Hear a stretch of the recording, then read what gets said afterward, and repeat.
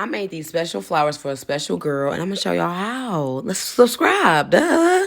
So I started off with these 3 flowers, okay? So what I can do for y'all is I can FaceTime y'all, Facebook Vibe y'all. I mean, fellas, Valentine's Day is around the corner. You get this? Pretty flowers. Pretty, pretty, pretty. Feel me? I'm showing y'all how I do it. If y'all want to DIY, do it yourself. But if you don't, what I can do is FaceTime you while I'm at Walmart, getting the flowers, or Target, wherever you want to get the flowers from. Pay for the flowers yourself, and then just pay me $10 to put together. $10? You feel me? That ain't nothing. It's Valentine's Day. I'm trying to spread love. And I love being creative. You feel me? Or DIY it. But subscribe.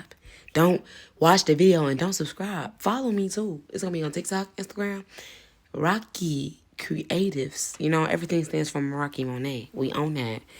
Help me build this brand together. We us. We rocks. We rockies. Yeah. Subscribe.